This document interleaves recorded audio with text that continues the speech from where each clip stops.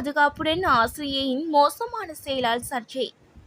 தென்னிலங்கையில் ஆசிரியை ஒருவர் போலீசாரின் சேவையை முறைகேடாக பயன்படுத்தினாரா என்ற கோணத்தில் விசாரணைகள் ஆரம்பிக்கப்பட்டுள்ளது. கடந்த சில தினங்களாக மேலதிக வகுப்பு ஆசிரியை ஒருவர் போலீஸ் மோட்டார் சைக்கிள்கள் மற்றும் போலீஸ் கார்களுடன் பயணிப்பது தொடர்பான காணொளி சமூக வலைதளங்களில் வெளியிடப்பட்டது. இது தொடர்பில் விசாரணைகள் இடம்பெற்று வருவதாக போலீஸ் ஊடக பேச்சாளர் சிரேஷ்ட போலீஸ் அத்தியகஸ்டர் புத்தேக மனதுங்க தெரிவித்தார்.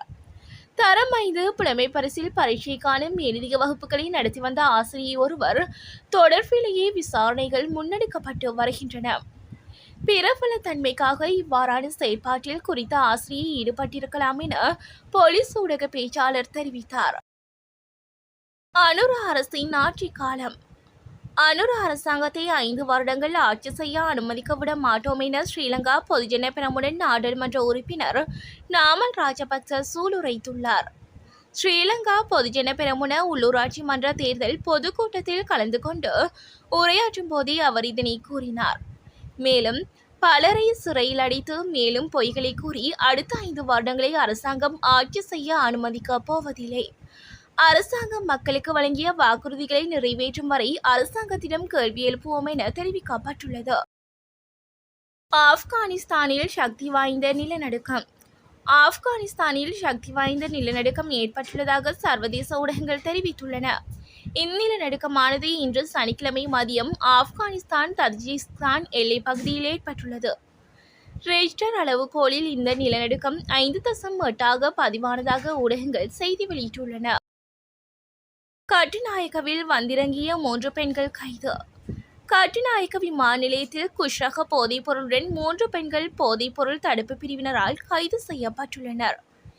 விமான நிலையத்தில் மேற்கொள்ளப்பட்ட விசேட சோதனையின் போது குறித்த பெண்கள் கைது செய்யப்பட்டுள்ளதாக தெரிவிக்கப்படுகிறது. 3 பெண்களும் பாங்காக்கில் இருந்து நாட்டிற்கு வருகை தந்ததாக கூறப்படுகிறது.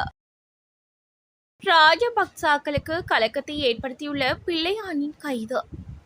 கிழக்கு பல்கலைக்கழகத்தின் முன்னாள் துணைவேந்தர் சிவ சுப்பிரமணியம் ரவீந்திரநாத் காணாமற் போன சம்பவம் தொடர்பில் பிள்ளையான் கைது செய்யப்பட்டுள்ளமை ராஜபக்சர்களுக்கு கலக்கத்தை ஏற்படுத்தியுள்ளது என முன்னிலை சோசலிச கட்சி தெரிவித்துள்ளது. இது தொடர்பில் முன்னிலை சோசலிச கட்சியின் கல்வி செயலாளரான புபுது ஜெயகொட தெரிவித்துள்ளார். இலங்கையை கைவிட்ட சர்வதேசம். அமெரிக்காவிற்கான ஐக்கிய நாடுகள் சபையின் வரிவிலக்கு பட்டியலில் இலங்கை சேர்க்கப்படவில்லை. அமெரிக்க ஜனாதிபதி டொனால்ட் ட்ரம்ப் விதித்த விதிகளிலிருந்து உலகின் மிக வறிய மற்றும் மிகச்சிறிய நாடுகளுக்கு விலக்கு அளிக்குமாறு ஐக்கிய நாடுகள் சபை கோரிக்கை விடுத்துள்ளது.